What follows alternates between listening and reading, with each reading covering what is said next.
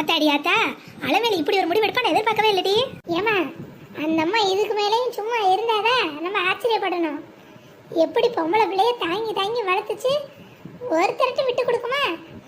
மகன்னு தலையில தூக்கி வச்சு ஆடினாங்க. இன்னைக்கு மகளை வேட்டை வச்சா பார்த்தீங்களா? சரியா சொன்னடி. அந்த அலமேலுக்கு இதெல்லாம் தேவைதான்.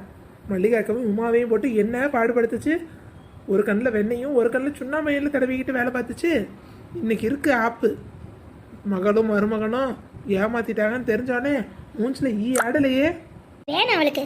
இன்னைக்கு காலையில கூட சுக்க போய் மகளுக்காக திட்டிட்டு வந்திருக்கா. இன்னைக்கு தெரியுதா மகள் லட்சணா?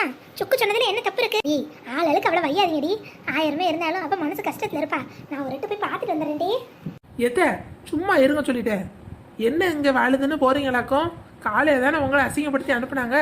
மதியாதை தலைவாசல் மிதியாதைன்னு கேள்விப்பட்டதில்லை. அப்படி இருங்க. தேவையில்லாமல் அங்கே போகிறேங்கிறேன்னு சொல்லி கோவத்தை கலராதிங்க சொல்லிட்டேன். அடி அதெல்லாம் சரிடி. ஆனா அதே நேரத்தில் அலமேலி என் கூட்டாளிடி. சின்ன வயசுலேருந்து ஒன்று மண்ணா பழகிருக்கோம். அவள் மனசு இப்போ எம்பிட்டு வேதனைப்படும் எனக்கு தான் தெரியும். அந்த பிள்ளைய எல்லாத்துக்கும் மேலே வச்சு தாங்கினா இன்னைக்கு அவள் ஏமாத்திட்டானே அவள் மனசு என்ன பாடுபடும்? அது என்னால் தாண்டி புரிஞ்சுக்க முடியும். உங்களால அதை நினைச்சு கூட பார்க்க முடியாது. அட சுக்கு, ஆனால் இம்பிட்டு தூரம் அசிங்கப்படுத்தி அனுப்பியிருக்கா. அவளை போய் பார்க்கணும், ஆறுதல் சொல்லுங்களேன். அட குடுமி, நம்ம ஒருத்தருக்கு ஒருத்தர் ஆறுதல் சொல்லிக்க முடியே. 1000 பேசினாலும் யார் பேசுனது? நம்ம அலமேல தானே. கொஞ்சம் பொறுத்து போவோம். கஷ்டத்துல போய் நிக்க முடியே. என்னமோ பண்ணு. இங்கே பாருத்த, அப்புறம் அப்படி பேசிருச்சு இப்படி பேசிருச்சுன்னு வந்து மூக்க உறிஞ்சுக்கிட்டு வந்து வீட்டில் நிற்காத சொல்லிட்டேன். அடியே, அவள் இப்போ மனசு கஷ்டத்தில் இருப்பா. இப்போ போய் பேசினா அவன் என்னத்தை பேச போறா? அதெல்லாம் ஒன்றும் பேச மாட்டா. நான் 4 வார்த்தை நல்லதா சொல்லிட்டு எடுத்து சொல்ல ஆள் இல்லாமல் தனியாக நிற்கிறாடி. யார் சொல்றது? அதான் போய் நல்லதுனால எடுத்து சொல்லிட்டு வரணும். சரி, என்னமோ பண்ணுங்க. நான் சொன்னா கேட்கவா போறியா? விடுமா, அவள் போனா போட்டோம். விவரம் தெரியாம இளவட்டக்காரங்க பேசிக்கிட்டு தெரியா. அந்த காலத்துல இருந்து எங்க பழக்க வழக்கம் இவளுக்கு என்ன தெரிய போகுது? ஏமா நெடுவாளி சொல்றது இருக்கட்டுமா, நானும் உங்க நல்லதுக்கு தான் சொல்றேன். நீங்க போவேணாமா. ஏற்கனவே உங்களை அசிங்கப்படுத்தி அனுப்பியிருக்காங்க. மறுபடியும் அங்க போறது நல்லா இருக்காது. யாரடி பேசுனது? நம்ம அலமேல தானே. அவன் என்ன அண்ணியம்மா? எனக்கு கூட பழகின கூட்டாளி. அவன் என்ன தானே பேசுனேன். நான் பேசிக்கிறேன், நீங்க போங்க. இல்லம்மா, இருந்தாலும் என்னடி இருந்தாலும் எல்லாம் நாங்க பாத்துக்கிறோம். நீங்க போய் வேலையை பாருங்க. சரிம்மா, அப்புறம் உங்க விருப்பம். அடியே சுக்கு, என்னடி சும்மா அலமேலுன்னுக்கிட்டு? அதான் வேணாங்கிறோம்ல. யார் பேசையும் கேட்காம நீ போறியாக்கோ? அட குடுமி, இப்போ நீ என் கூட வரியா இல்லையா? அவளுக்கு போய் 4 வார்த்தை நல்லது சொல்லிட்டு வருவான். நானும் வரல. நீ வேணா போறதுன்னா போ. என்ன இவளுக ஆளுக்கு வெட்டிக்கிட்டு போறாளுக? வெட்டிக்கிட்டு போறது ஈஸி, மறுபடியும் ஒட்டி வைக்கிறது தானே கஷ்டம். இவளுக்கு எங்க எடுத்து சொன்னா புரியுது. அலமேலு பாவம் ஒத்தையில இருப்பா. போய் ஒரு 4 வார்த்தை ஆறுதலா சொல்லிட்டு வருவான். பொம்பளை பிள்ளைன்னு பாராட்டி சீராட்டி தலைமையில தூக்கி வச்சு ஆட ஆடினேன். ஆனா இன்னைக்கு என்னையே கீழே தள்ளி உடச்சு விட்டாலே. என்னத்த சொல்ல? இவளுக்காக எம்பிட்டு செஞ்சேன். ஆனா இம்பிட்டு செஞ்சு இந்த ஆத்தாலே ஏமாத்திட்டாளே. சே, அட அலமேலு அடி அலமேலு சுக்கு, பாத்தியாடிய நிலைமைய பொட்ட பிள்ளைன்னு எம்பிட்டு செல்லம் கொடுத்து வளர்த்தேன். ஆனா இந்த நாய் என்னையே 4 பேர் முன்னாடி அசிங்கப்படுத்திட்டாடி. என்னையே ஏமாத்திட்டாடி. என்னத்த சொல்ல?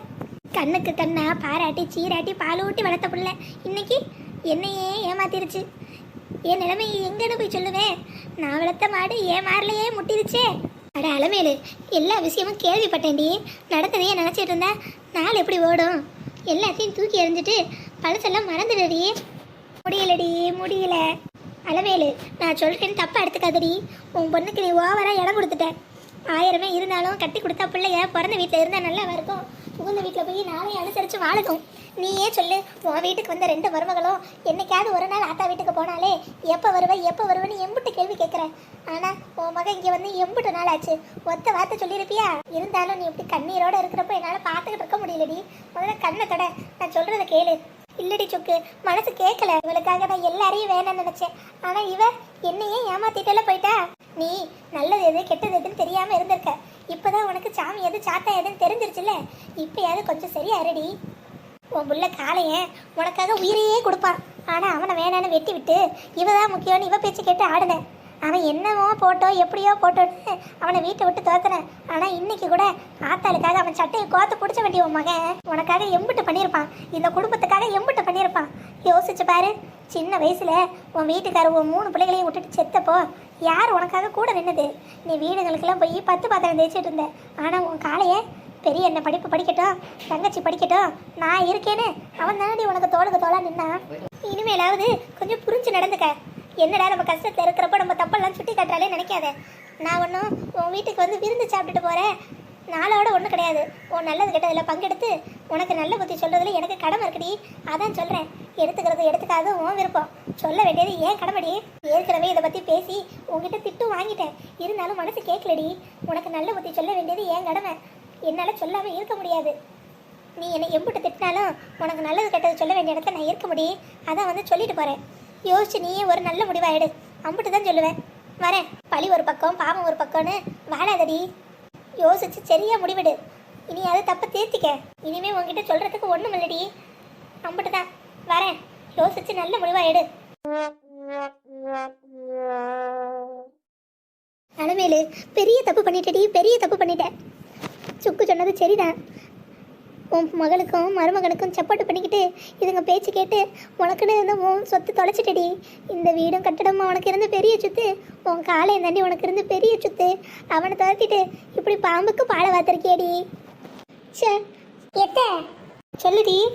உங்கள்கிட்ட கேட்க கூடாதுன்னு இருந்தேன், ஆனா இதுக்கு மேலேயும் கேட்கலன்னா என் மனசு கேட்காது. அன்னைக்கு என்ன சொன்னுச்சு காளையன் தம்பி, உனக்குன்னு கடைசி காலத்துல இருக்கிற அந்த பணத்தை எதுக்கு எடுத்து புல்லட் வாங்கி தரேன்னு கேட்டுச்சு. அப்போ அந்த தம்பி என்ன பேச்சு பேசுனீங்க, வீட்டை விட்டு வெளியே போன்னு அடிக்காத குறைய அடிச்சு அனுப்புனீங்க. ஆனா இன்னைக்கு அந்த பணம் ஒன்றும் இல்லாம போச்சு பார்த்தீங்களா. மாப்பிள்ளைன்னு புல்லட் வாங்கி தரேன் வேலைக்கு போறான்னு எம்பிட்டு ஆட்டம் போட்டீங்க. ஆனா வேலையும் போச்சு, புல்லட்டையும் எவனோ லாவிக்கிட்டு போயிட்டான். உங்களுக்கு வர வர நல்லது சொல்றது யாரு, உங்க கூட இருந்து உங்களுக்கு ஏமாத்துறது யாருன்னு கூட தெரியாம போயிடுச்சத. போதும்டி போதும். ஆளாளுக்கு என்ன பேசியே கொள்ளாதீங்க. இல்ல உள்ள போங்க. சே நிம்மதியா மனுஷன் இருக்க கூட முடியல. அம்மா ஆயாவா, நீயும் உன்னால என்னென்ன சொல்லி திட்ட முடியுமோ அம்பட்டையும் சொல்லி என்ன திட்டிட்டு போ. எல்லாரும் என்ன பேசுறீங்கல்ல பேசுங்க, தப்பு என் பக்கம் இருக்கு. அதனால எல்லாத்தையும் கேட்டுக்கிட்டு தான் போகணும். அவளை நம்மளதுக்கு இன்னும் நான் எம்பிட்டு பட போறேன்னா தெரியல. சே ஏம்மா ஏமா அப்படி எல்லாம் பேசுறீங்க? நான் ஒண்ணுமே சொல்ல வரல. சாப்பிட்டீங்களான்னு தான் கேட்க வந்தேன். மல்லிகா, அம்மா சாப்பிட்டாங்களா? இல்லங்க, சாப்பிட்டதுன்னு சொல்லிட்டேன். அதெல்லாம் ஒண்ணு வேணாங்கறாங்க. ஏம்மா என்ன இது, நேரத்துக்கு சாப்பிட்டானா உடம்பு என்னத்துக்கு ஆகுறது? மல்லிகா போய் அம்மாக்கு சோத்தை போட்டு எடுத்துட்டு வா. இல்லையா, அதெல்லாம் ஒண்ணு வேணாம். ஏம்மா சாப்பிடாம இருந்தா எல்லாம் சரியா போயிருமா?